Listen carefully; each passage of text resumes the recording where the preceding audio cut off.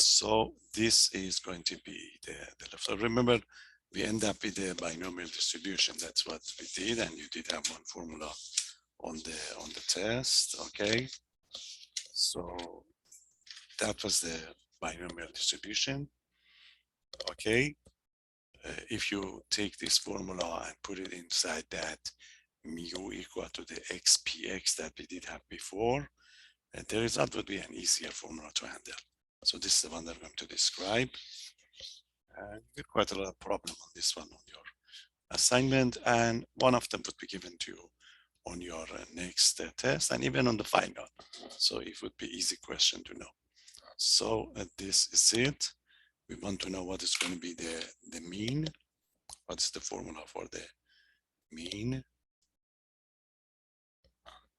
Okay, mean variance. Mean variance, and of course standard deviation. And standard deviation of a binomial distribution, of a binomial distribution.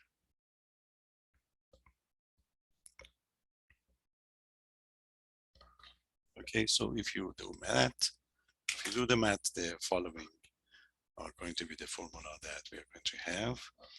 Okay, so the first one is going to be what is the mean. The formula for the mean is going to be mu equal to the n times p for the binomial distribution. Remember, the n is the sample size, number of the trials, and the p is going to be probability of success. So that would be the formula for the mean. Variance. You have to add these to your collection of formulas. The variance, of course, would be sigma squared. And this is going to be n times p times q. npq. Again, n is the sample size. P is probability of success. Q is probability of failure. And you know that Q is going to be 1 minus P. And if you take the square root, okay, if you take the square root, that gives a standard deviation.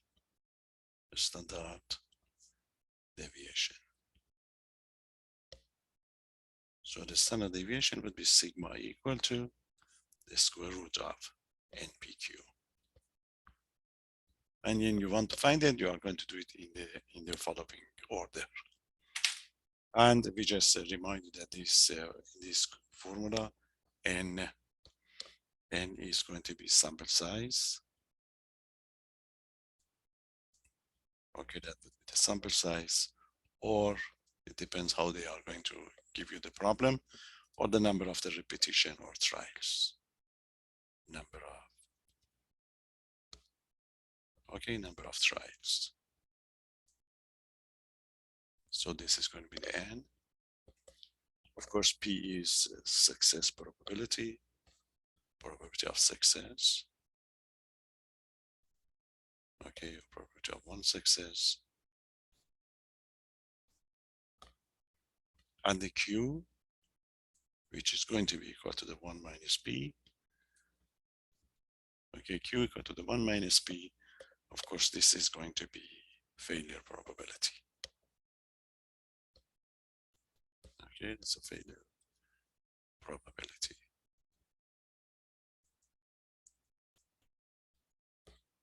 So that's, this is typical for the binomial distribution.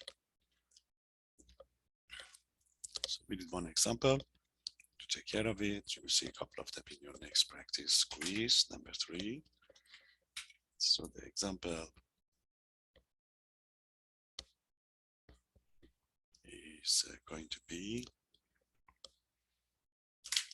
check this one, if 3% of calculators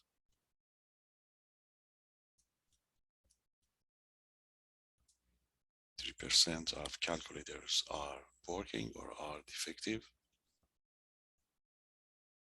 or not working, defective, Okay, 3% of calculators are defective. We want to find the mean. Find the mean, variance, mean variance, and standard deviation. And standard deviation. Standard deviation of a bunch of or of a lot. It's the expression that we use. Okay, a lot of 300 calculators. 300 calculators. That's it.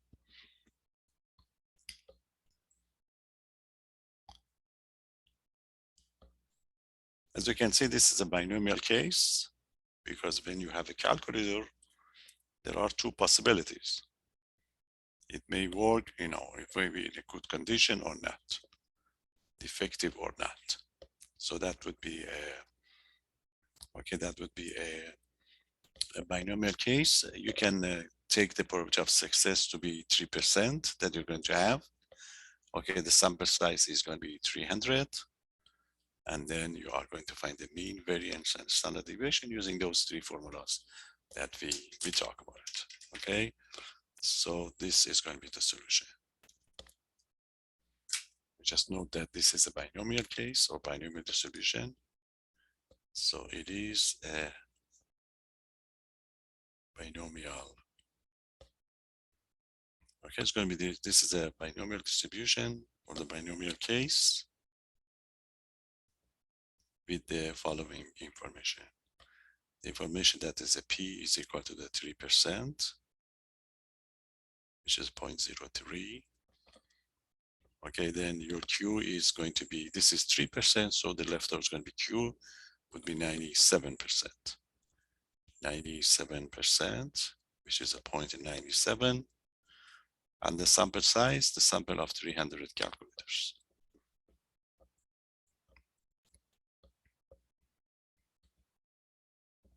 Now use the formula one by one, substitute to get the result. So the mean is going to be n times p. N is 300 and the p is 3%, 0.30. We multiply together, that gives 9. So the mean is going to be 9. Okay, on average 9 calculator would be defective. Okay, that's going to be the mean. You go for the variance, sigma squared is n times p times q. N is 300, p is 0.03, 3%, times the q is going to be 0.97, 97%. We already got the first two, which is equal to the 9. You multiply by 97. That should give you 9 times 3 would be 63, and 9 times 9, 81. 81 and 6 would be 87. So it's going to be 8.73. So that would be sigma squared, or the variance. Sigma squared is going to be 8.773. So that's a variance. And you take the square root, that gives a standard deviation. Okay, so the sigma standard deviation is going to be a square root of 8.73. And this would be 2.95. 2.95. So standard deviation is going to be 2.95. Okay, so it's very, very nice formula. And we are going to use it. There is going to be a connection between these two concepts, the discrete and the continuous, and the connection would be these three formulas. That's why we need it. You are not going to do anything else, If you check the assignment 5.2, you should see a couple of them at least, of this type of problems. Okay, any question? So we are done with the discrete case. Okay, the discrete case is going to be the case that, as we talk about it, your variable x was discrete, So can take only the counting numbers 0, 1, 2, 3, etc. Okay, and the most popular case is the binomial one. So what we're going to do, we are going to extend it into the okay, general case or the continuous case, and that would be chapter 6. Any question? So pay attention to each chapter, the one that I'm going to talk about it. If you have any question anytime, let me know, because this is going to be with you right through end of the course. Okay, whatever you want to do, you have to go through this, this concept that we're going to have. Okay, so let me just arrange this one. Okay, so this is going to be the case. What is going to be chapter 6, 6.6.1, which is going to be chapter 6. Okay, 6.1, we are going to talk about what is going to be called a normal distribution. Normal distribution. That's a key distribution in a statistic. Normal distribution. Okay, so what we did so far, we just consider X to be a discrete variables. You see the number of the cars in the parking lots, okay, number of cheeseburger, etc. So let's recall what we did so far, and then we extend it to the general case. So just remind ourselves recall that what we know so far. Recall that if X is a discrete variable, if X is a discrete variable or counting variable, okay, if this is going to be a case, then we have a binomial distribution. Then the binomial distribution, binomial probability,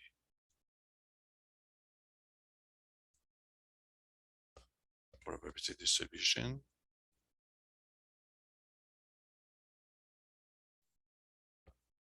okay, is given by,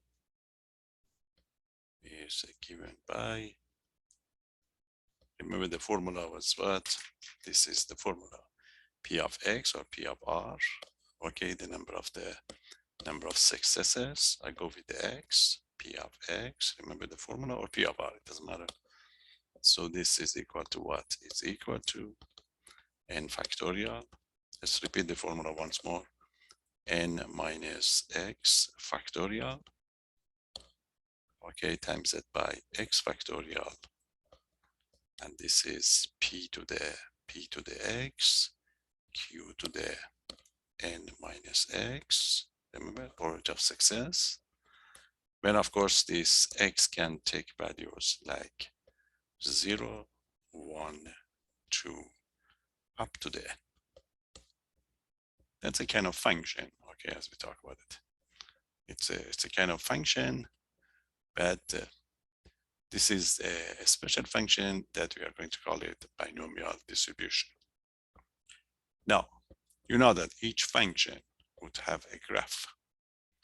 This is a probability function, and the graph that we can have for this one, because the X is discrete, you see 0, 1, 2, 3, etc. The graph of this distribution is a histogram. You can graph it if you like, okay? So the graph of P of X is a histogram. You can take some numbers yourself and just find it. Okay, histogram.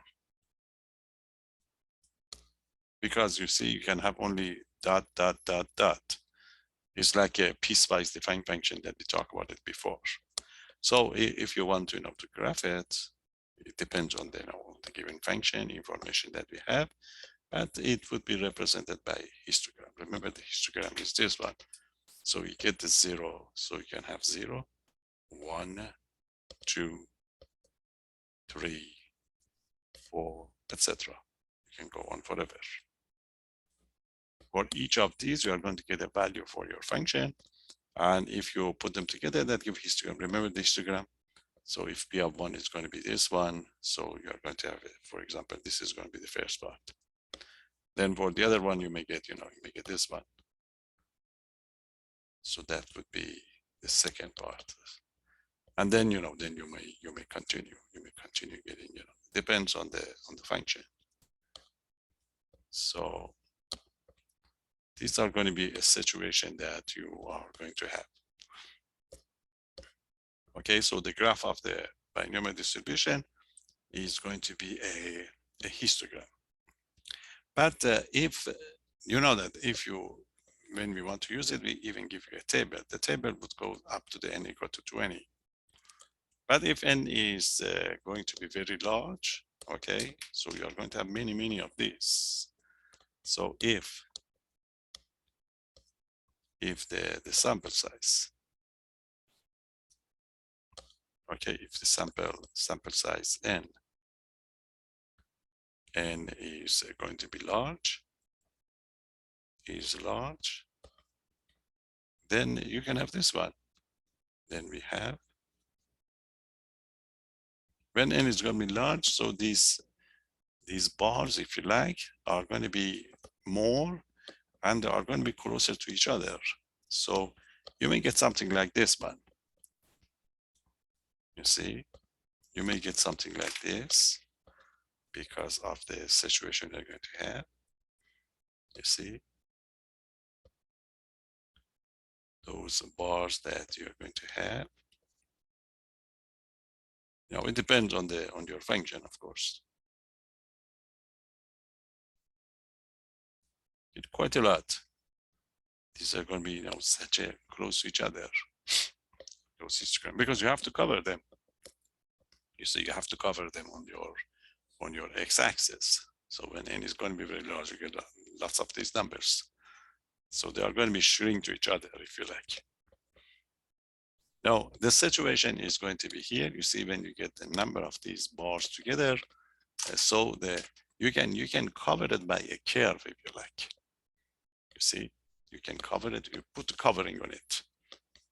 When you are many, and they are very close to each other. So you'll be able to cover it by this curve. Look at this curve.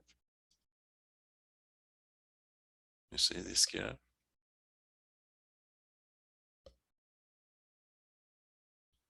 So you can cover it by we call it a bell-shaped curve. You can cover it with a bell-shaped curve. Okay, so if this is going to be the case, we can, one can, if you like, one can cover the graph, cover the histogram or the graph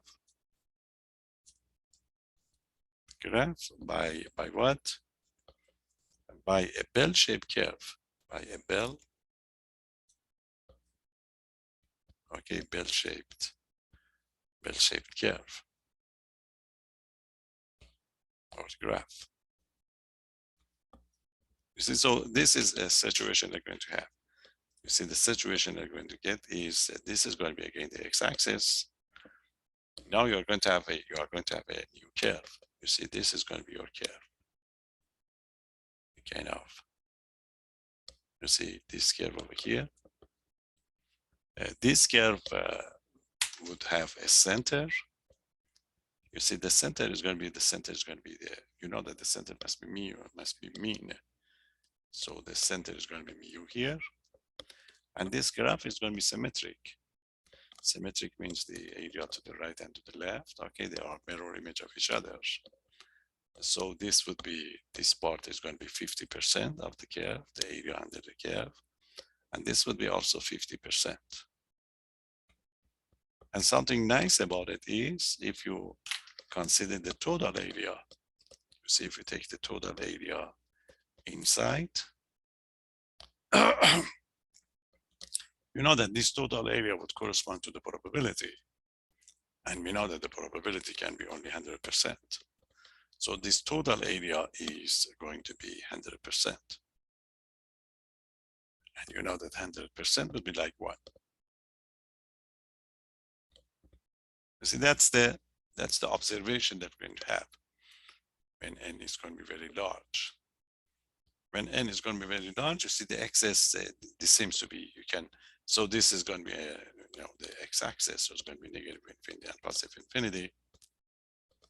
So this means you can cover any number between negative infinity and positive infinity. In the case of the histograms, you can't do this one. You can only use the 0, 1, 2, 3. Okay, so that gives us a motivation. What is going to be the next step? What you need to know if you want to create something for the continuous variable.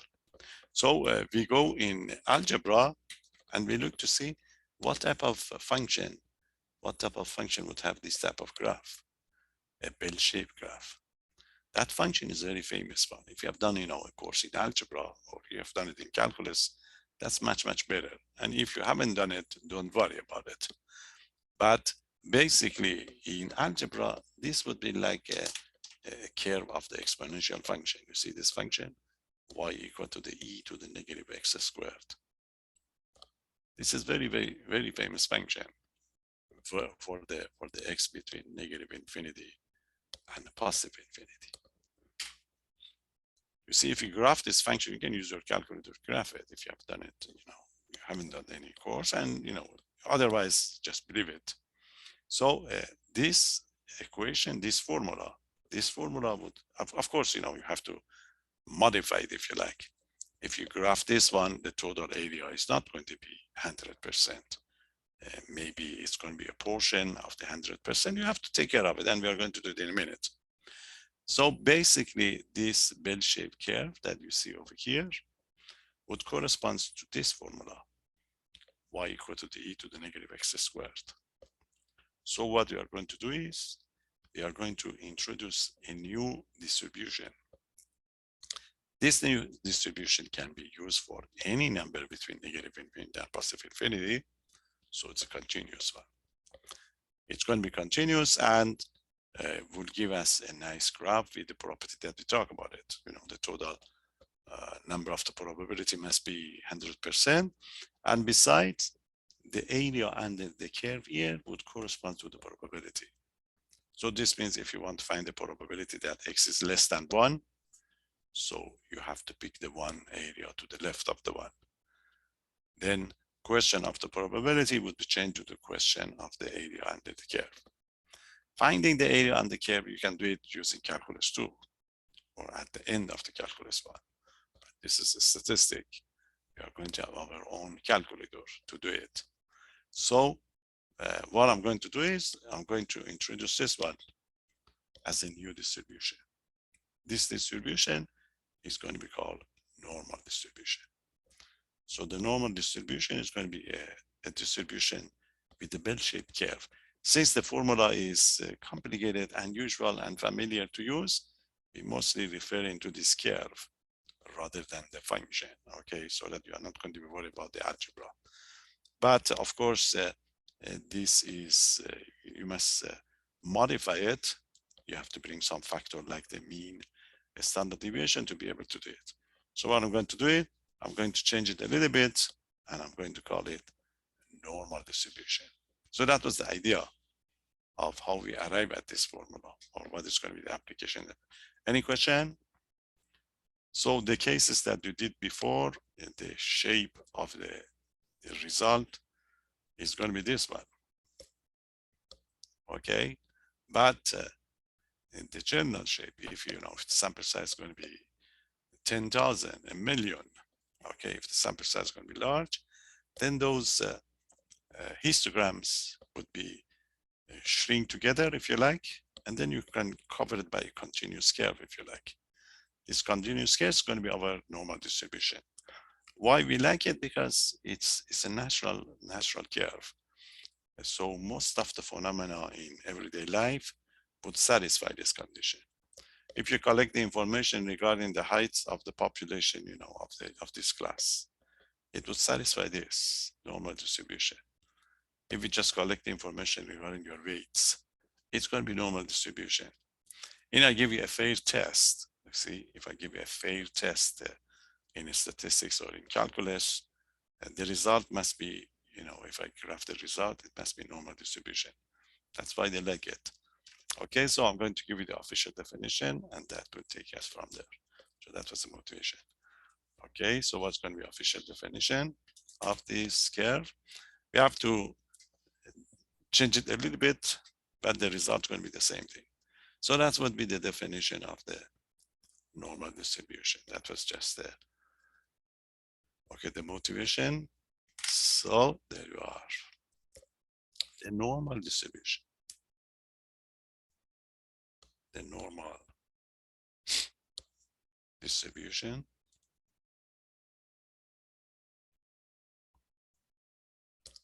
distribution is a continuous. Remember, the curve is one piece. There is no gap. And x can be any number. That's why we call it continuous. And it is symmetric. The graph that I show you was symmetric, so we can divide it in two parts, 50% to the right, 50% to the left. But it's a bell-shaped curve. Bell, okay, a bell-shaped distribution or curve. Okay, distribution of a continuous.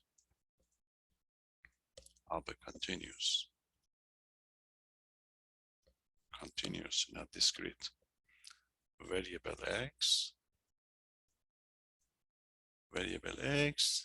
which is defined by,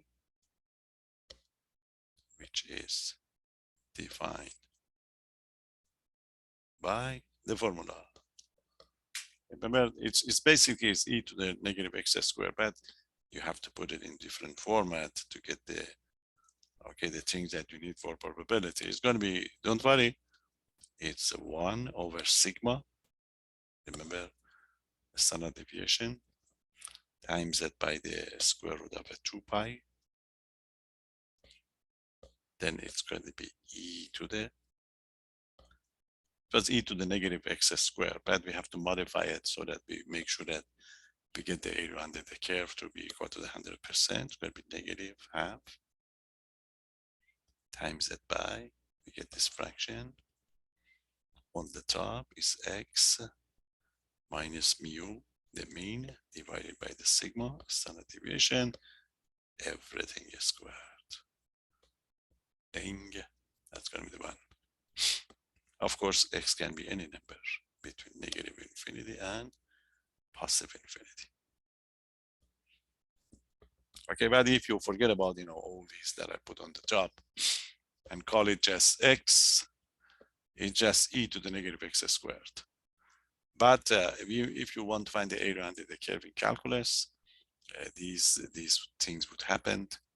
So we just put these, then cancel everything, and at the end we get the 100%. Of course, this is going to be the case where mu is the mean, always would be given, is the mean. And of course, sigma is the standard deviation, and sigma is going to be the population standard deviation. The population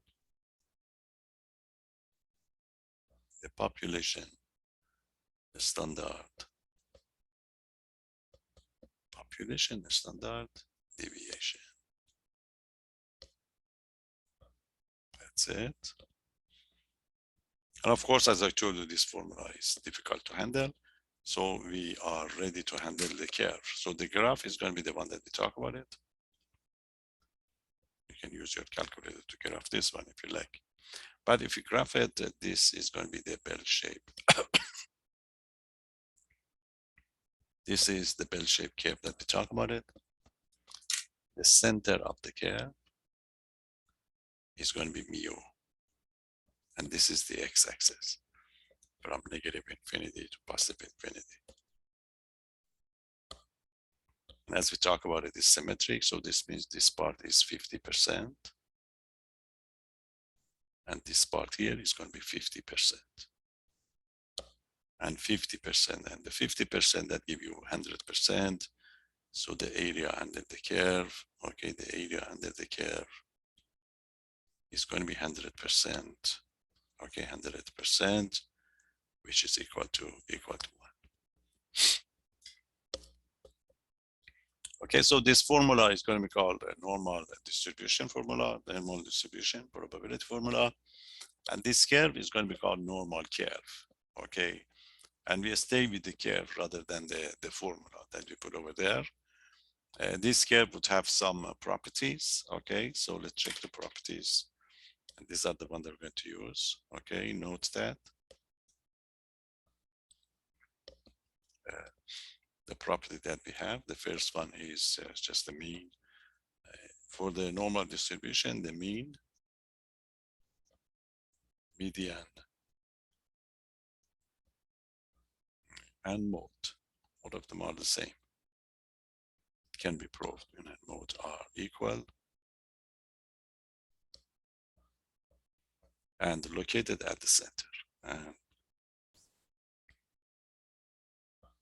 Okay, and located at the center of the curve. Okay, that's just this, the mean is the one that we're going to be interested in. Okay, that's the first property. The second property, of course, is the curve is symmetric. The one that I circled are important one, and we are going to use. The curve is symmetric.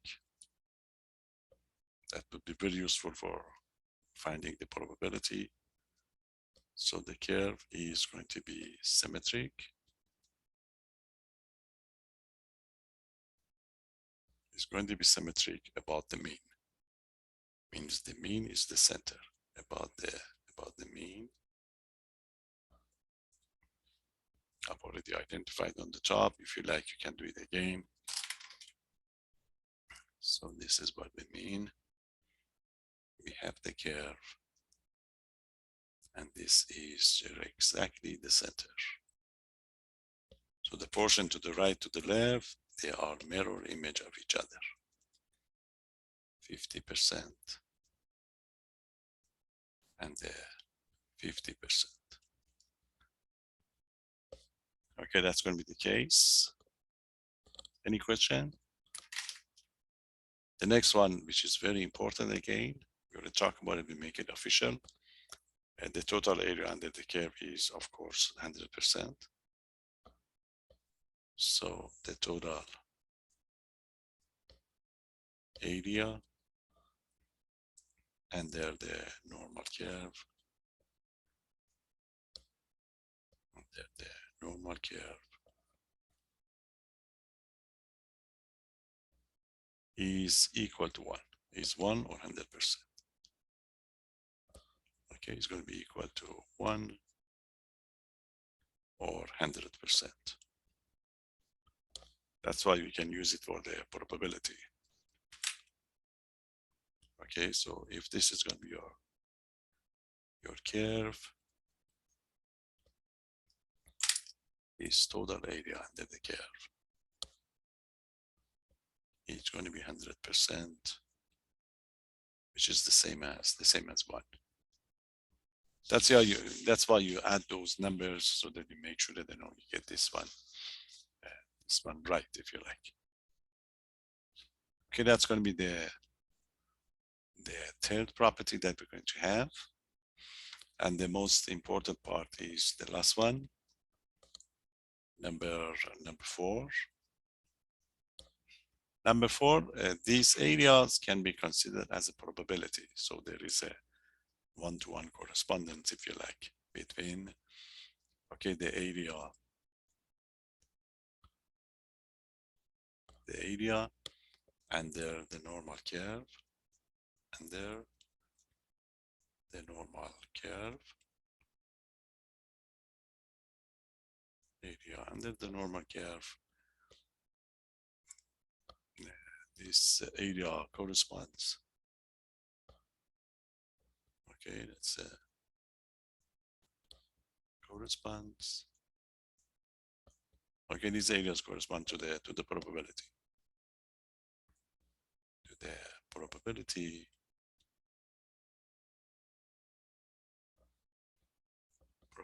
of the continuous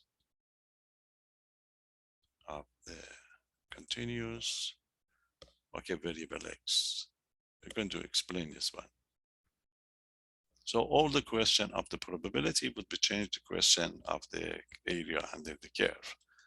Okay, to get these numbers. We can divide these curves into different parts, like the Chebyshев theorem, 2 standard deviation, okay, 3 standard deviation, to show that this is going to be the case that we have. I can show you that one as well. We are not going to use it, but it's nice to know it. Remember when 12 Chebyshef theorem, the Chebyshef theorem was that the fact that at least 1 minus 1 over k squared of the data values are going to be between okay, k standard deviation from the center. You can have similar one for this one, and even that give you, the one standard deviation, but we are not going to be very much interested in that part. So that's a number 4. Any question? Now, what we are going to do in order to be able to apply this one easier, if you like, we are going to do one more step, and that step is we are going to simplify this one a little bit. Okay, look at this. When you graph it on the xy plane, you see the center is going to be mu here, the center of the curve. So when you do the xy coordinate, you would like always the center to be the center of the xy coordinate. The center of the xy coordinate is 0. So what we would like to do is we'd like to push or move this curve so that this mu would be always at the, okay, be always at the origin of the xy coordinates. So you need to do a little bit of algebra. That a special one, we give it a special name, and we're going to make it. Okay, we're just going on. We work on this one, we simplify it as much as we can, then we come back and apply it. So that's number 4. We get to the 5. The 5 is the key one, okay, for these numbers that we talk about it, because that make it very easy for us to be able to apply it. So the one that we did so far is normal distribution. Now we're going to introduce something that we call it a standard normal distribution. A standard is the one that you push it so that you get the center of the curve would be the center of the xy coordinate, is 0. So what is a standard? We work with the standard normal distribution. Standard normal distribution.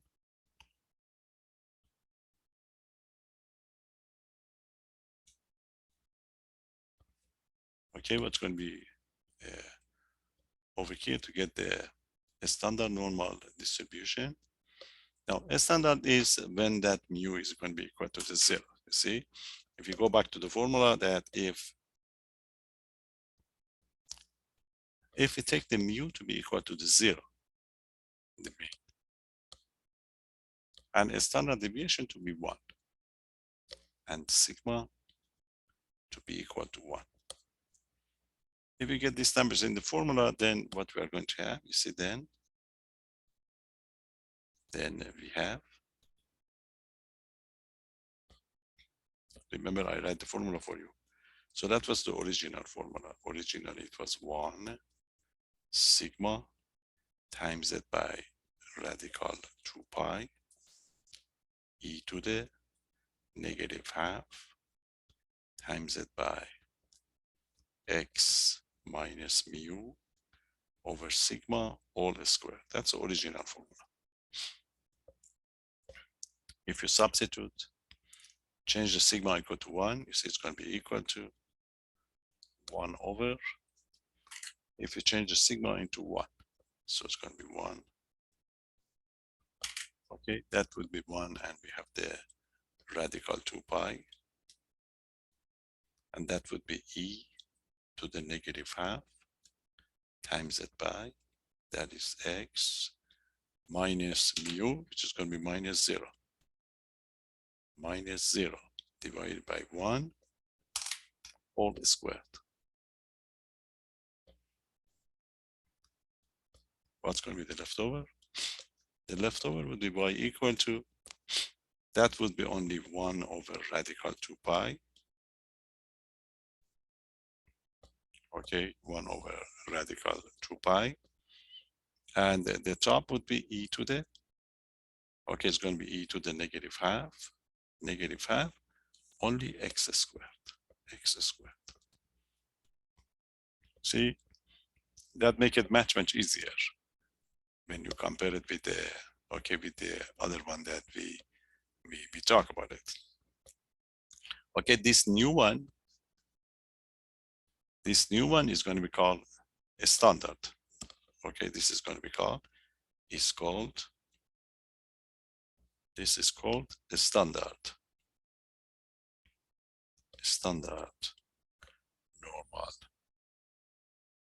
normal distribution.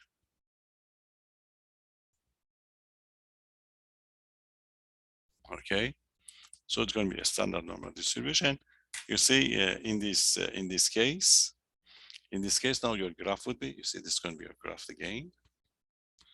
So that is going to be the curve.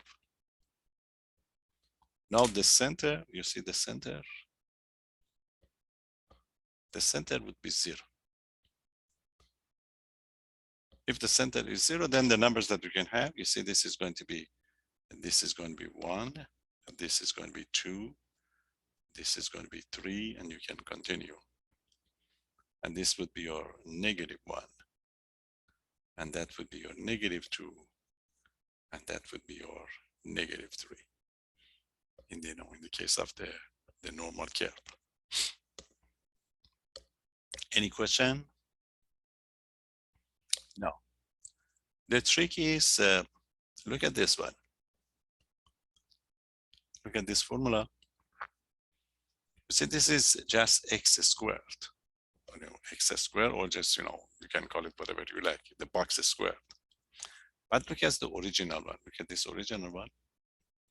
In the original one, this is x minus mu over sigma. Do you remember this formula? Do you remember the formula for the z-score? What was the z-score formula? Z was equal to what? Z equal to the x minus x bar. X minus x bar divided by s. X bar was the, okay, x bar was the sample mean, and the s was the standard deviation. So in the case of normal distribution, it's the same thing. You see, that is their mean, and that's going to be the standard deviations. So if a general distribution would be given to you, so simply you can use a kind of algebra. We can use a substitution, if you like. So we substitute z for x minus mu over sigma. So our formula would be what? 1 over radical 2 pi e to the -1 half z squared. So if a normal distribution is given to you, simply you can change you can change this quantity over here using z equal to the x minus mu over sigma, and your result automatically would be a standard normal distribution. So this means it's easy to, okay, there you are. Note that. We want to make it so that it would be easy to handle. That's the idea. So note that every normal distribution, you see, every normal distribution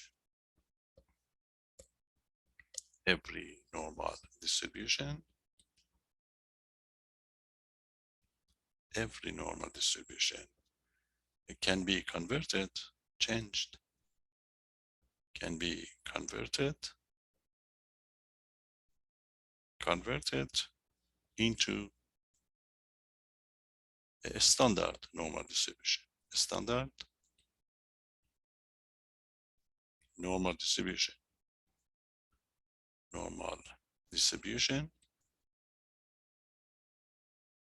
By just using the z-score formula, using the z-score.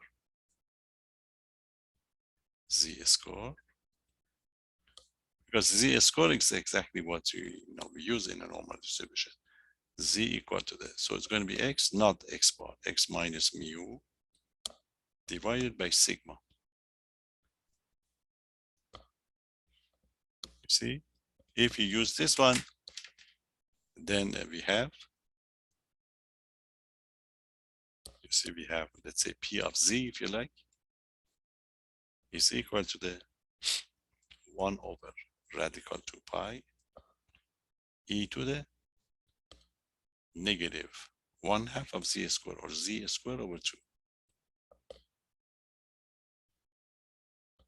You see, so it's not a big deal if you give me, so the given one, the one that's going to be given is going to be px, because x is going to be your variable.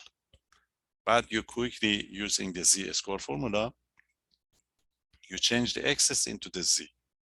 If you change it to the z, now it is going to be, okay, so it is going to be your standard normal distribution. So you don't need to use the original one. You can use the standard one all the time. And so let's look at the curve again.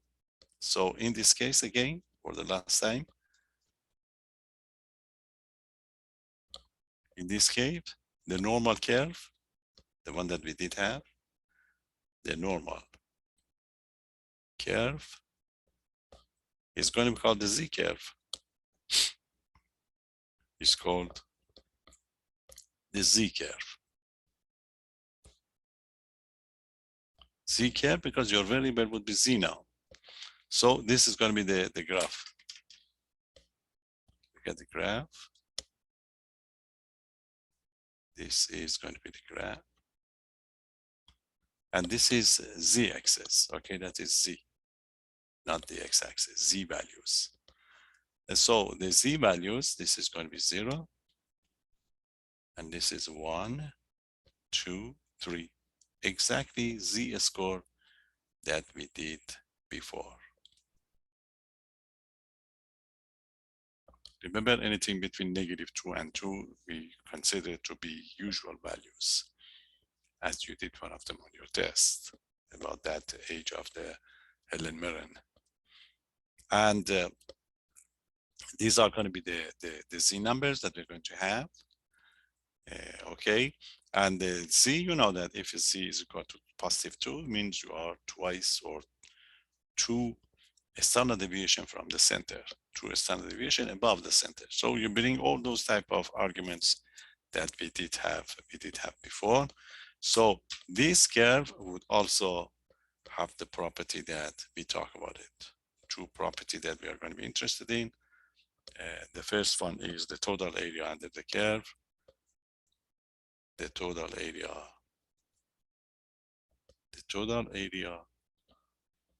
under the z curve. Under the z curve, again, is 100%. We focus on 100% because we want to use it for the probability. That's the one. And of course, number 2, there is a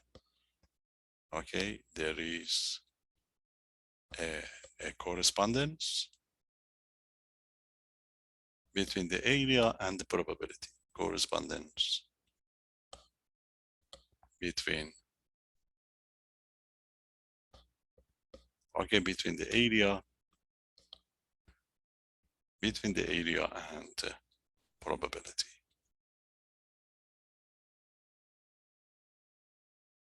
So the probability question would be changed into the question about the area. And then if you want to find the area, you need calculus to be able to find it. But in this case, this is statistic. They are not going to do it. So we are going to have a table that give you all the possible areas. I've already posted this one for you. Okay, so I show you. You can use your calculator if you like, but this is much easier. I show you the calculator as well later on. You see this, the one that I posted, make it, I suggest that you print it and you bring it to your lecture and the test quizzes. So this is going to be the page that you need for the rest of the course. No, all these ideas that I talk about it, you never use it because you end up with that area under the curve, and this curve would give you that one. Okay, would give you that area and then the curve that you have. We call it the z-score table. Okay, it's 2 pages. That's page 1. And the way you see this is going to be the first column is the z. These are going to be numbers for the z equal to the 0, 0.1, 0.2, 0.3, etc. When using this table, we are going to run the value of the z. We're using only 2 decimal places. We already talked about it. 2 decimal places only. And the way you are going to use it, you see, for example, look at this one, this is 1.2.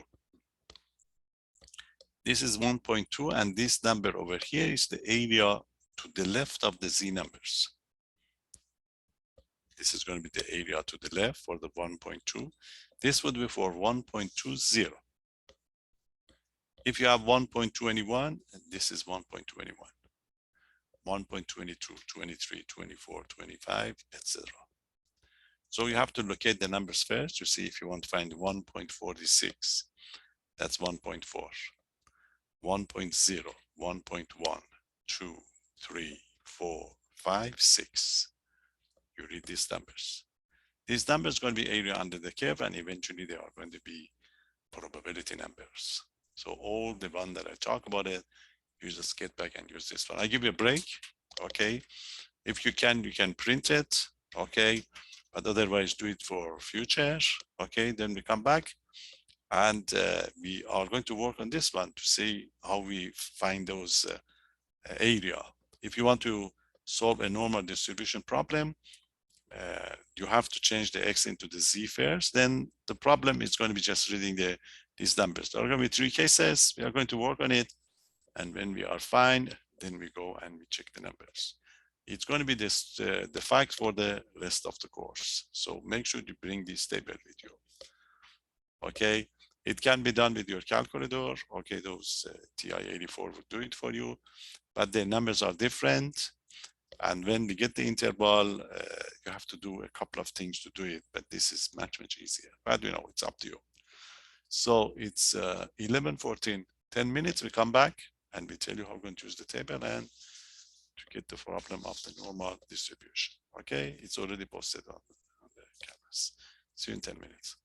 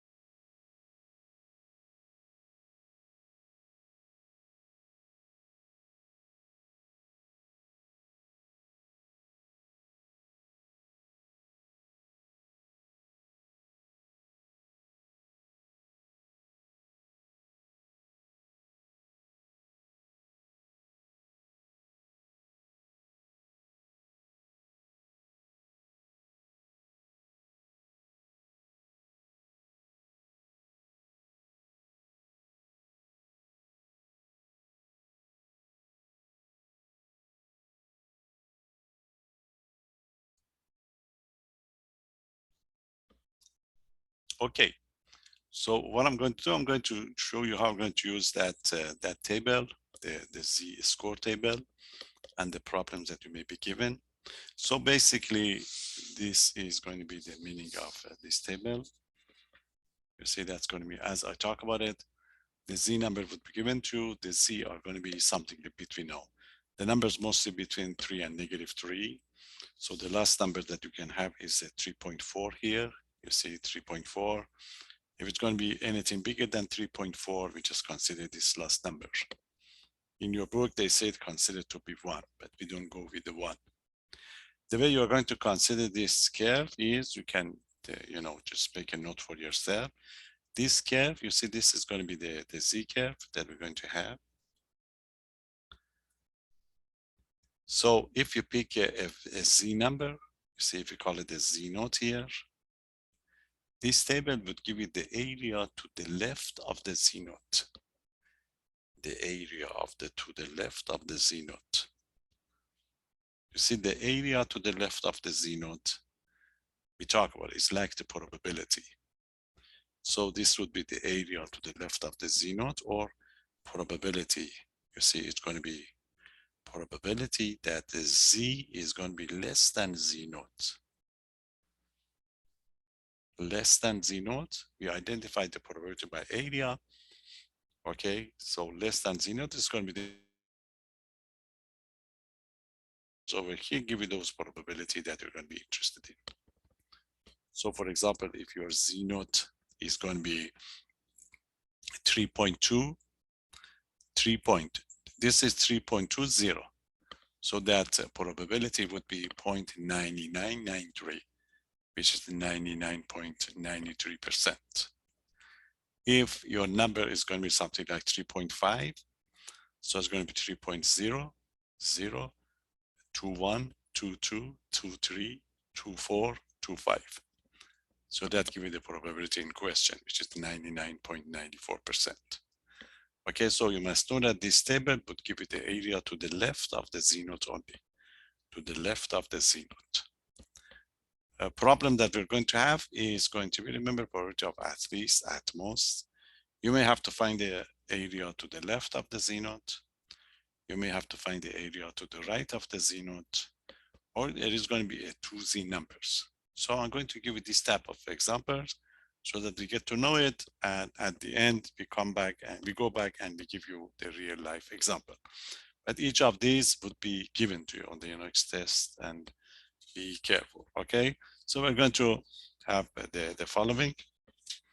The first question, you get quite a lot of these problems in your book in this section. As I told you, this section it's very important. This is all you are going to do for the rest of the course. So we take the first example. The first example is going to be, we want to find the area. Find the area is the same as the probability. Find the area of the standard. Standard normal distribution. Normal distribution means the Z curve. Okay, find the area of the standard normal distribution correspond to the following probability. Okay, a correspondence or corresponds. Okay, find the area of the normal distributions, which is going to be corresponds to the given Z curve, or correspondence to the given Z score. There are going to be three possibilities. The first one is going to be area. That's exactly the way they are going to describe it for you. Area to the left. Area to the left of Z equal to -1.36. That's the first one. I write all of them, then we go for it. The second part, area to the right. Area to the right to the right of z equal to 2.75. And the third case, the third one, we want to find the area between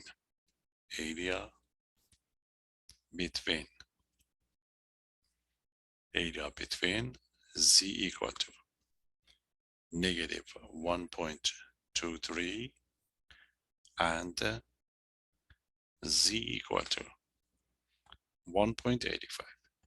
So that's exactly what would happen for every, most every problem in this section.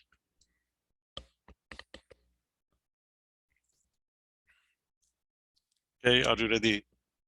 For each case, you have to graph the region. Okay, we need care for all the problems from now on. Okay, give us the care first, and then read it from this table. Let's just see if we can focus it better to get this number.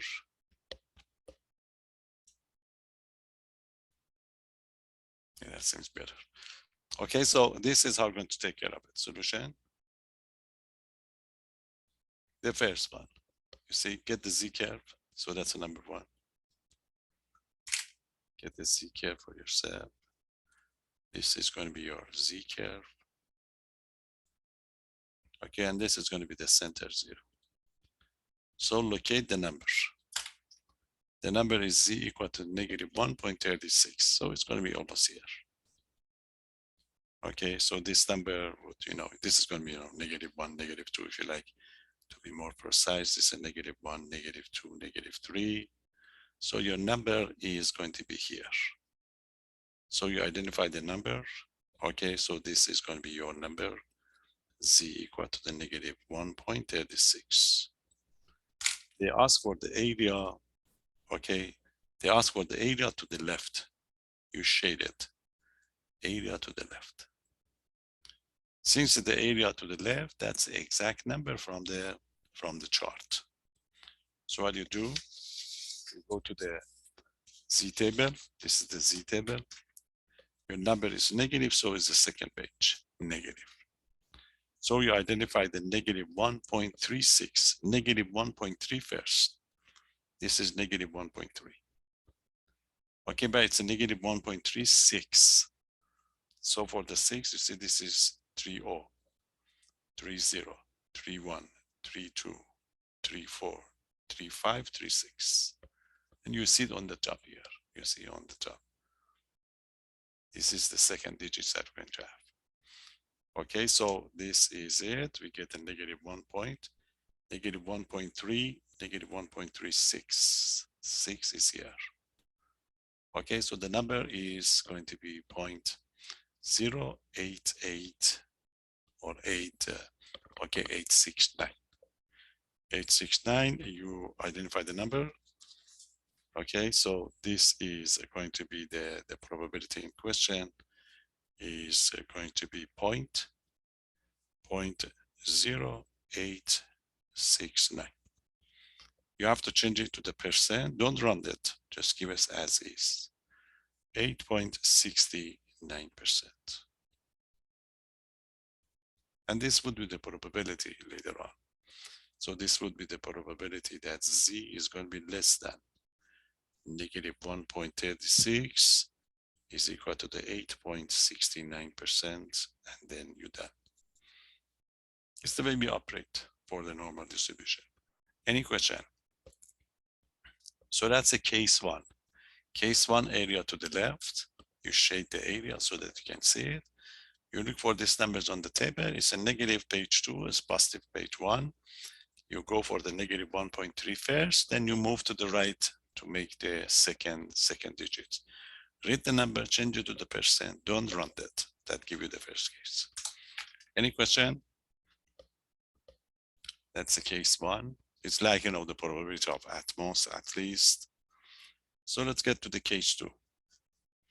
Case two, the area to the right of 2.75. So we get the z curve.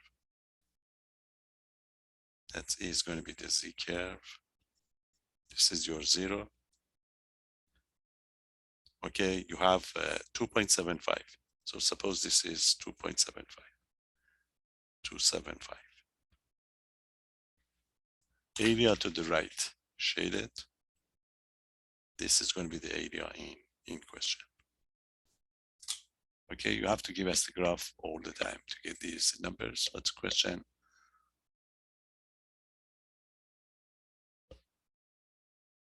You must give us the graph all the time.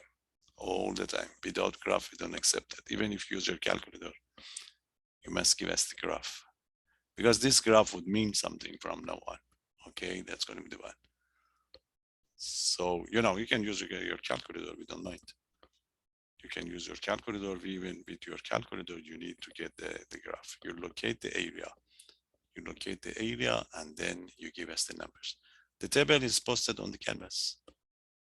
Okay, check the canvas. It's called areas of the normal distribution. That is going to be the table. Okay, any more question? Because this is our tool for the rest of the course. Okay, we are not going to do anything else.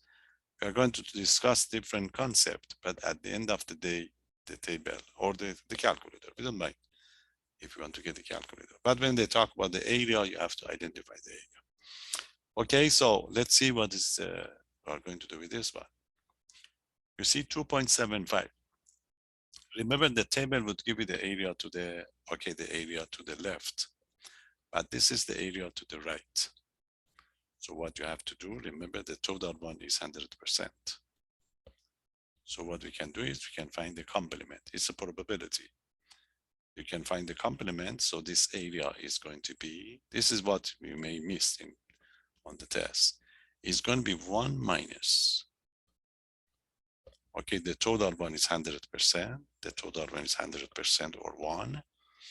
Okay, so you find the Z numbers that give area to the left. The complement is going to be the area to the right that you are going to be interested in, okay? So it's going to be 1 minus. Go to the table and find the numbers correspond to the 2.75. You see, 2.75. It's a positive number. We go with the positive 275. That's a 2.7. 2.75, you see, this is 0. 1, 2, 3, 4, 5. So the number is going to be 0.9970. Okay, 0.9970. Right? You should remember you have to complement, you just subtract it. If you subtract it, that give you 0.003. In percent is going to be 0.3%. Done. In future, this is going to be probability that the Z is going to be greater than 2.75. It's exactly 0.3%. That's one. If you want to use calculator, you have to check this one. It's like, you know, the calculator called this side is going to be a positive infinity, then give you these two. Okay, then I'll show you that later. That's the case 2. Any question? Professor, I have a question. Yes. Does the Z curve meet the Z axis? So does that bell-shaped curve ever actually meet the lower line? You mean this one? Yes. No. No. So what is the boundary? What is the positive boundary and the No, you know negative? that the Z, the usual value is between -3 and 3. That's a Z number that we did it before. Okay, So, I see. so if you move above the 3 or here in the -3, your number is going to be a very unusual one. Okay. To get the numbers, and then because this is from calculus point of view, this line over here is a kind of asymptote, if you like. All right, Okay. I understand. So because it's a Z value and Z values typically range between 3 deviations from the norm, well, that's what we call usual. We're going to use the lower boundary of the. Yeah, even you know that the true standard deviation from the center would be the usual one. Okay. So, you know, that would be a very much unusual value. And that's why when, you know, you see in your table, even The last number that they could find is a 3.4. Yeah. You see, 3.4 give you something like 0.9998, which is almost 100%. Yeah. So that will cover everything under the curve in this case. Okay, thank you. Now, because of the probability, you have this restriction on it to get, to get through it. So that would be the case. Any question? So that's the area to the right that you have to be careful about it. You have to find the complement to get these numbers. And those going to be case 1, case 2, and we have another case 3. Case 3 is going to be in between two curves, you see. Z equal to negative 1.23, and you locate these numbers again. You see that's going to be the case that we have. This is going to be the Z curve. Again, because it's just the beginning, I just focus that you graph it, and it's going to be used for some other purposes. That's why we emphasize that we have the shape, we have the graph. So this is going to be again 0.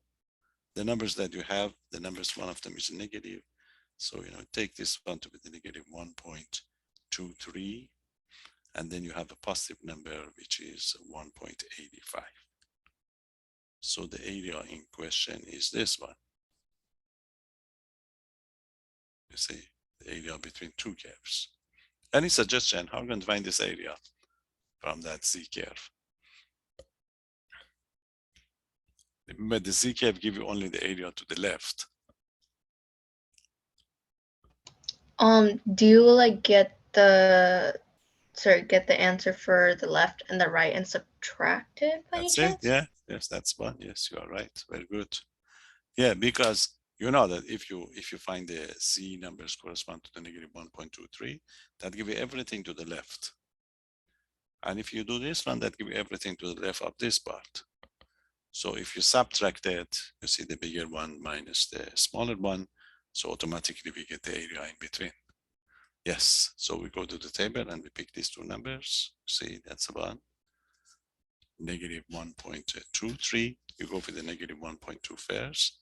For the negative numbers, you go to this one. Okay, this is going to be a negative 1.2 first.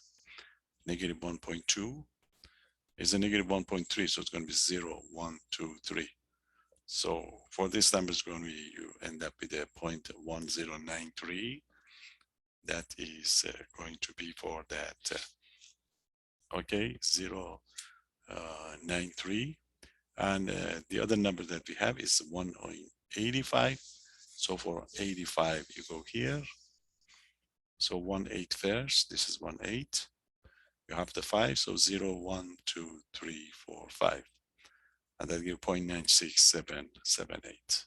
Okay, so this is going to be the conclusion. This number is 0.1093, and this number is always going to be 0.9678. But you have to subtract it. It's going to be 9678 minus 0.1093. And if you subtract it, that gives you 0.8585. And in percent, it's going to be 85.85%. And the calculator, and there are the various subways, formulas. If you check on internet for the Z score, you see quite a lot the way they do it, and we don't mind. When we get through it, you get the idea. Then you can use those devices, and I'm going to explain it. Okay, so that is one case. This is the last thing that we do when the problem would be given to us. Okay, so this is the one way that it's described in your book. Okay, there is another way that describe it. So let's get that one too. Any question? So get to know this table. This is your tool for the rest of the course. Anything we do from now on, we discuss something else, but at the end of the day, this is 3 readings from the table or calculator, 3 cases: probability of something less than, probability something bigger than, probability something in between. So that's the one way that it's described in your book, or sometimes we describe it. The other way to describe it is the same problem, but we're just using the notion of the probability. because we talk about it that these areas corresponds to the probability. So same thing, but this problem. Have another one. The other one is that we want to use, this is another type of the question that you've been asked. You've been asked that use the standard, again means z-curve, standard. Okay, standard normal distribution. Normal distribution. No, normal distribution to find each probability. To find each probability.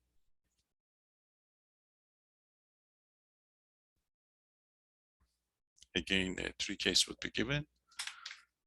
The first case is you want to find the probability that z is going to be less than 1.65. The second part is probability that z is greater than 1.91. And the 3, the fact that the z is going to be between 0 and 2.32. See? The other problem is just describe it as the area. And this part describe it as the probability. We know that we talk about the probability and the areas are, there is a relationship, is a one-to-one correspondence between these two. So when you say that the probability that z is going to be less than 1.65 means the area to the left of the 1.65 because it's less than. This means the area to the right of the 1.91. And this means the area between z equal to the 0 and z equal to 2.32. So it's the same problem. Okay, so two description of the curve. Any question? So we go for it again. For the first part, you would like to find the probability that z is less than 1.65. You say that, oh, this is corresponds to the z curve. Okay, this is going to be your z curve. And the number is going to be 1.65. So this is going to be, for example, 1.65. Since it's a less than, so they are interested in the area to the left. See, this is the way you describe it. You connect. Okay, you are going to connect them together. So again, we go back to the table and you find this number. It's a 1.65. You look for the 1.6 first, and then 0.5. Okay, that's it. This is 1.6, 0.5, 0, 1, 2, 3, 4, 5. 0.9505. Okay, then again, get practice. Make sure you're able to find them quickly. So the number is going to be from the table 0.9505, which is 95.05%. Okay, so the probability that the z is going to be less than 1.65 is going to be 95.05%. And then you're done. Okay, this is another description of the same problem. Okay, any question? The second one is the probability of z greater than 1.91. So this would be greater than means to the right. So get your curve 1.91, then the area to the right. So this is going to be the graph. Center 0. So we have 1 point. Suppose this is 1.91. But you are going to be interested in the area to the right. You've got to be careful. You have to find the complement. Okay, it's going to be 1 minus. It's like finding the complement of this probability.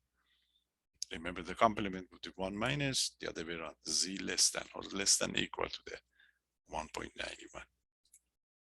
So in this case, it's going to be 1 minus. You go to the table and you get 1.91, 1.90 first. You see that is going to be 1.9 first. That is 1.9. 9.1, this is going to be 0. Okay, and this is going to be 1, 0, 1. Okay, so the number is 1.9091. Okay, so to give you 0.9719. Okay, it's going to be 0.979719. You subtract it. If you subtract it, I think that gives you 0.00281. 2.81%. Okay, so officially, if you like, you see, you can write it down right away, but I just show you why we just subtracted. So this is going to be, remember the complement, 1 minus probability of z to be less than equal, just for your information, 191. That's why we say 1 minus the complement, because the z give you the area to telephone lead. Professor, I have a quick Yes. question. Yes. So if it's less than, do we always just go from the table and directly get the number? And for more than, we always do like the complement? That's it, yes. Because the table would give you the area to the left only. When it's a greater than, it's area to the right. You see, this is exactly what would happen. Because we use the, remember the complement probability? So it's going to be 1 minus the complement of greater than would be less than. When it's a less than, you can use the table. So that's why we said 1 minus. Okay, any question? So that would be case 2 that you got to be careful not to miss it. And the third one is probability in between. It's probability of, you find those two area and you subtract it. You see this one? It's 0 and 232. That's the curve. Okay, that's going to be your curve, and this is going to be your 0. The other number that we have is a 2.32. Suppose this is 2.32. Okay, 232. So it's area in between. One of them is 0. You go to the table and find the 0 is 50%. You can check it, but you know it. That is, this is going to be 50% because the graph was symmetric. 50%, it's a 0.5. So that is going to be 50% or just 0.550. Then you go for the 2.32. That was a 32, yes. 2.32. You go for the 2.3 first. 2.3, 32, 0, 1, 2 is 0.89. Okay. So in this case, 2.32, 0, 1, 2. Yes, it's a 0.9898. 0.9898 to get these numbers. Okay. Now you have to subtract it. You subtract the bigger one minus the smaller one, 2.8. I just double check this one. This is, yes, it's a 98, 90. It's 32, yes. Okay, so you have to subtract it, the bigger number first. So it's going to be 0.9898. Okay, and minus the one that we got over here was, okay, so the number is going to be 0.9, 0.5. okay, for the 0.5, and you subtract it. It's 9988, and the result is going to be 0.4898, which is going to be 48.98%. And that gives you the final answer. Any question? So these are when, when we just using that standard normal distribution. But in general, when the problem would be given to us, you see, when the problem would be given, they are going to tell you that it's a normal distribution. It's not going to be, let's get the procedure. Any question?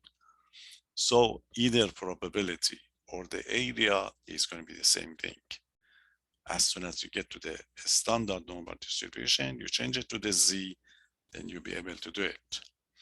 There is one more step that you have to take, and the problem is going to be, when the problem would start, you see the variable is x, then you have to change it to the z. Let me give you the procedure, and then the third steps, or the third time.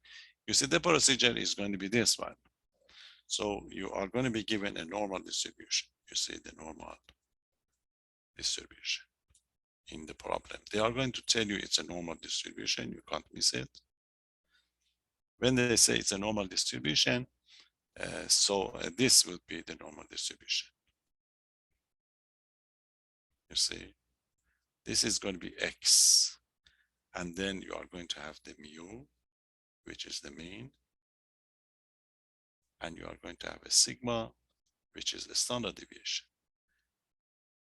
Standard deviation. In all the problem, these two would be given. That would be the beginning. That would be the beginning statement of the problem. They say, oh, it's a normal distribution with the mean of, they give it the mean, you identify it, and the standard deviation. These two numbers would be given. Then they question a probability. Okay, then the question is going to be, the question, find the P of X, which is, that this is going to be probability, the probability of getting X. And they tell you that probability. It's going to be the probability that, the X is going to be less than 2, the probability of X is going to be bigger than 3, and the probability that X is going to be between 1 and 4. Those three cases that we talk about it. In order to find it, you want to use the Z table, but you cannot work with the Z when there is an X here. So your first job, you identify what type of probability they are asking. So your job is going to be, your first step is you are going to change the X into the Z. Remember the Z-score formula? Z equal to X minus mu over sigma. So whatever number is given to you for the X, you change it to the Z first. When you change it to the Z, now the original question was P of X.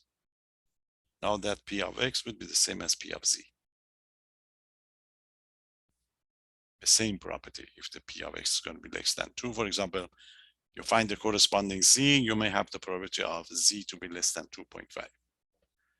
Then when we get to the Z, now you are going to have a Z curve. You see? So this will be your 0, and this is going to be Z curve. When we go to the Z curve, then you are going to answer the question. They are going to ask you 3 cases as we talk about it. You see, the case 1 is going to be, they may ask, what is the probability that the Z is going to be less than A, for example? So this is going to be the question. So we get the graph. You identify the A is less than. When it's a less than, it's going to be area to the left. You read it from the table, and then you're done, as we did it. Okay, that would be the case 1. Case 2, they may give you just one case, or most of the time it's going to be a couple. Case 2, the question may be in this form, probability that Z is going to be bigger than A. This is where you have to find the complement. So when you locate your graph, this is what we have. You locate the A, then you have to find this area. For this area, you have to find the complement. So your question is going to be 1 minus probability of the complement, Z less than or less than equal to the A. So this means, the left. You find the area to the left and you find the complement because the P is Z bigger than A. Okay, any question? And the last case, the question may be given in this form. What is going to be the probability that the Z is going to be between A and the B? If this is going to be your question, you get your graph. Okay, so this is going to be the graph this time.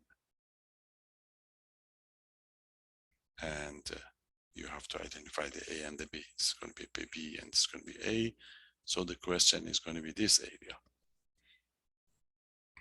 And you know that this is going to be probability of the bigger one minus the smaller one. So it's area in between. So the probability that the B ZA is going to be the probability of Z is going to be less than A. The area to the left of the A minus probability that Z is going to be less than B. The area to the left of the B. That's all you do in this case, in this section, and the next one. So you have to read the problem carefully. This is it. You read the problem carefully. You can't miss it because they are going to tell you. They are going to tell you that it's a normal distribution. So as soon as you get normal distribution, identify the mu and the sigma. So set up the question. The question will be set up for you, okay, in terms of the P of X. And then depends what you have. You have to find the Z scores and the curve, and then you're done. And that would be the end of the problem. Okay, any question? Are you ready for one of them to get it true? Usually give you, 2, 3 questions on this one. A couple of them would be just the reading to just make sure that you are able to read this. And then there are going to be 3 problems on the probability. Okay, let's check one of them to see how we're going to do it. Any question? What's the question? That is going to be 1. Can I move the page down? Yes, I can do that. That's case. So let's say we have time to get one of them. Okay, just one case of how we're going to operate with this type of problems. We give you a couple of them.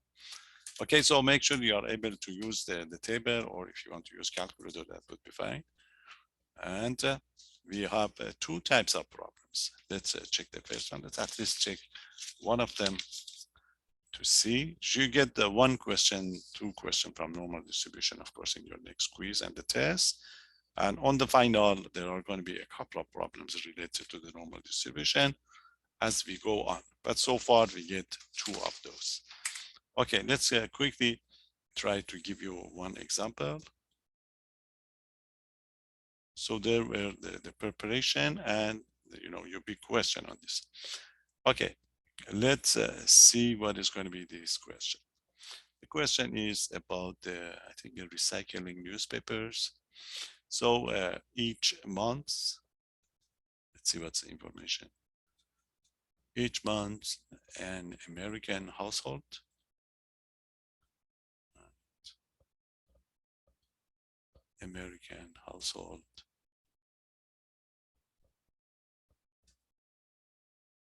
generates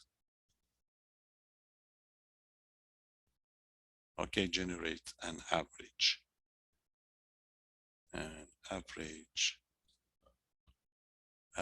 of 28 pounds. 28 pounds. Okay, of newspaper.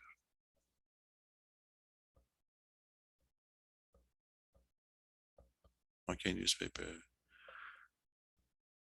For garbage or recycling. Garbage or recycling.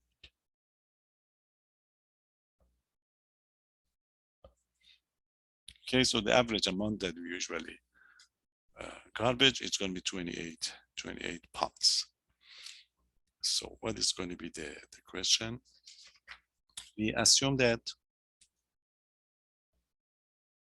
okay, assume the standard deviation is 2 pounds. The standard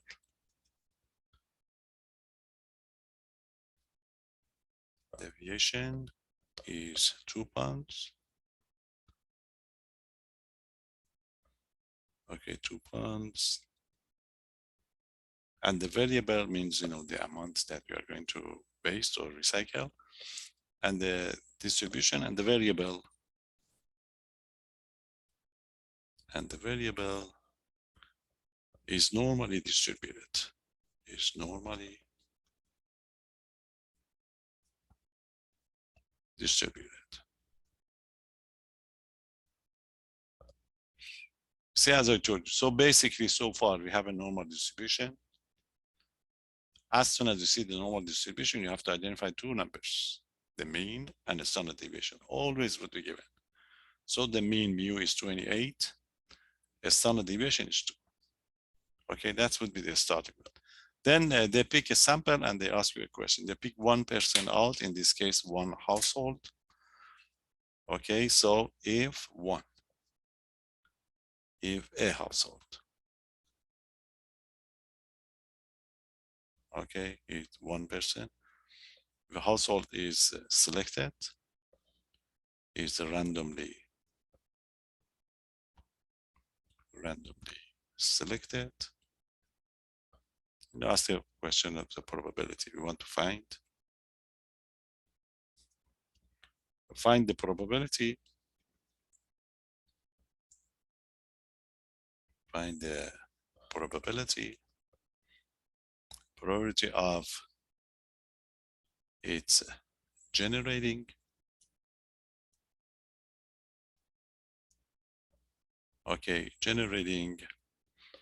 the first part 1, generating more than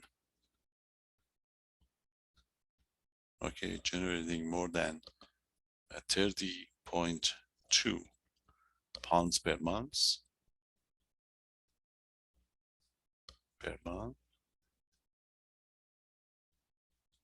that's the first part, and the second part generating between 27 and 31, and the 31 pounds per month of those newspapers. Okay, that's it. That's the kind of question that we have.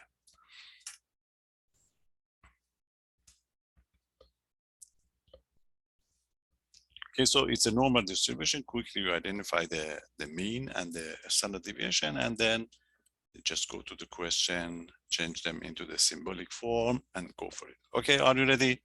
Solution. So remind yourself, it is a normal distribution. It is a normal distribution. Quickly, two numbers would be given to you with the mean mu is equal to 28 and a standard deviation sigma of 2 pounds. So this must be your understanding right away of the problem.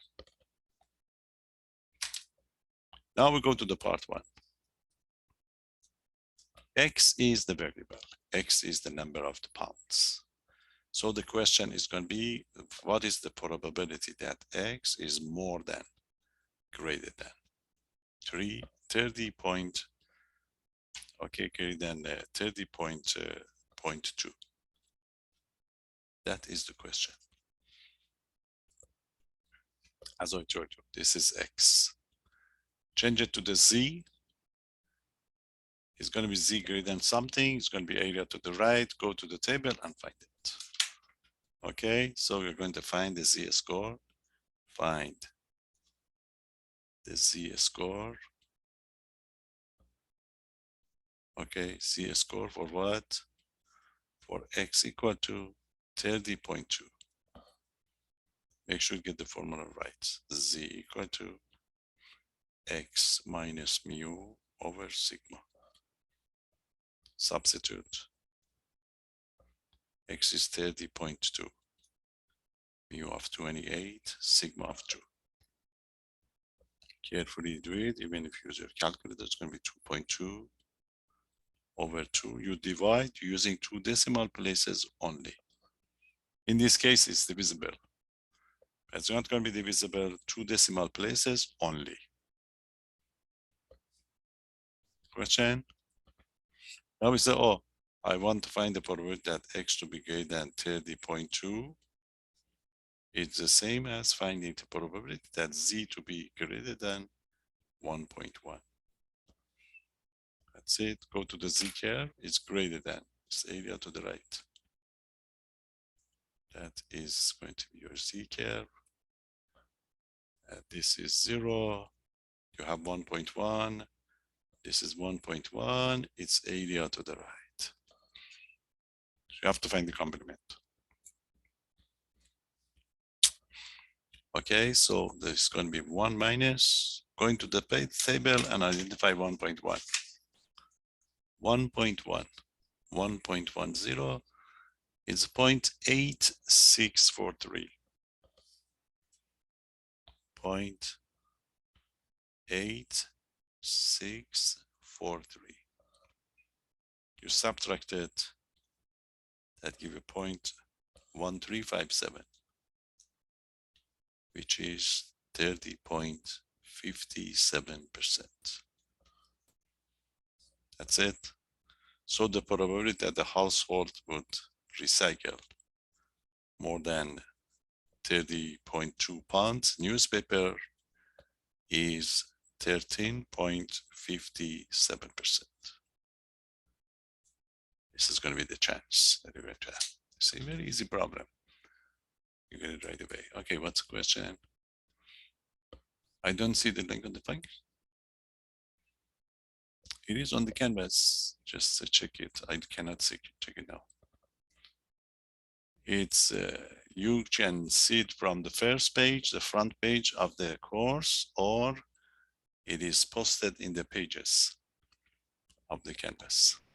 Professor, so I checked it multiple times. I reloaded it. The last link I see is test number 2, and it only says like the only other distribution it says is the binomial one. It doesn't say area and standard normal distribution on my end. I also check like files and pages and like I believe announcements as well.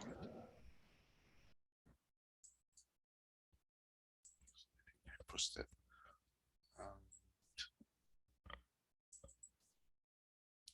Yes.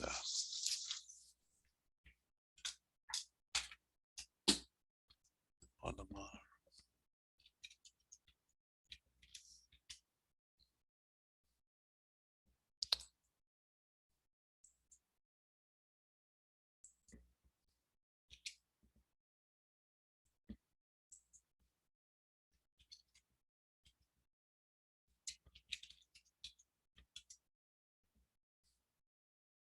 Oh, okay. I found it. So it's under all pages, but like you have to hit the view all pages. Other than that, it didn't. Yeah, it's also right on the front page. Just go down. So on the front page itself, for some reason, it doesn't show up as a link. But Okay. unless Okay, I go on it. Yeah. Okay, double check it. Okay, so it's over there. Make a copy and keep it. Okay, so this is going to be the case. Let's go back and finish this one. Any question? So this is the one that most of you will miss it. It's greater than the table to give you the area to the left. So you have to find the complement, okay, to get these numbers. So that is the first part, okay, more than, it's going to be more than, less than, and the other part is in between, that it takes a little bit more time, but it's not difficult. Okay, for the second part, you change it to the symbolic form. In symbolic form, you use the variable x, so you want to find what is the probability that they are going to spending something between 27, okay, 27 and 31 pounds. That was 31, yes. So this would be the question. So you have to find the z-scores for each of these two numbers, okay, to get the numbers, 27 and 31 pounds. So you find the z-score for x equal to the, okay, these two numbers quickly to get to read, okay. So we're going to call it x1 and the x2. So the x1 is equal to the 27. So I get the z1, which is going to be again x minus mu over sigma. You substitute, so it's going to be 27 minus mu was 28 divided by 2. So that gives a -1 on the top, -1/2, which is going to be -0.5. Okay, so that would be the corresponding number is 27. So we go for the 31. So again, we call it Z2, the same formula, x minus mu over sigma. So that would be 31 minus 28 over 2.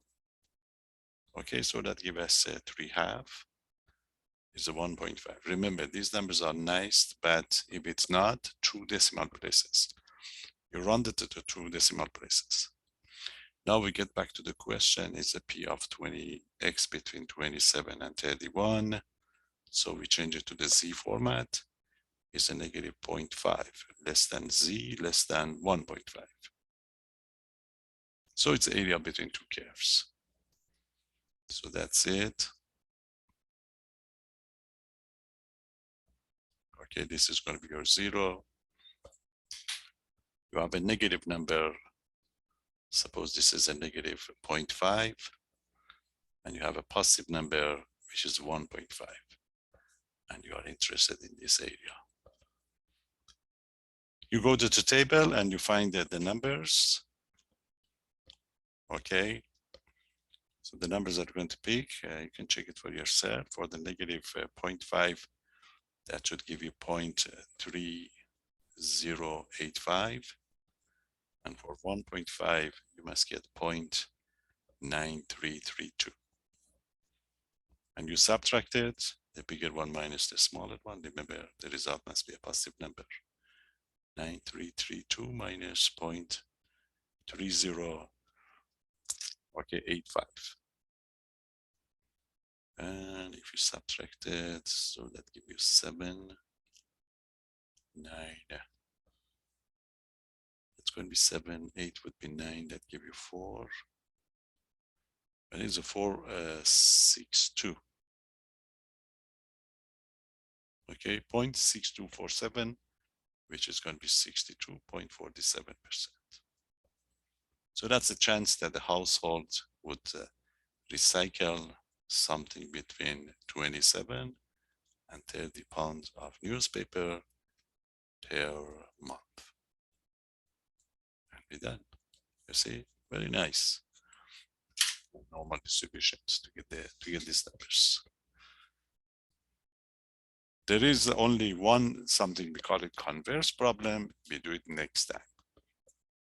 The converse one is used in everyday life quite a lot.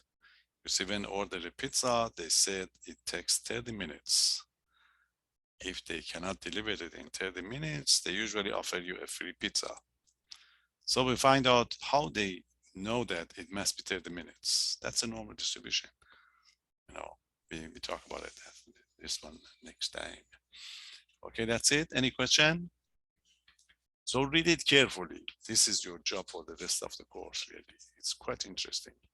Normal distribution. Okay, I have to go, but then we come back and we discuss it again. So get that table. It's my recommendation is the table. If you want to use calculator, you can do that. But that give you better understanding, and you know, because you see it, you do it a couple of times, you know, graph it, but later on you can ignore it and give the numbers right away. But it's worth it. Okay, have a good one. Take care and see you. That's it next week. But I grade your paper over the weekend and let me know if you need anything. Okay, bye bye.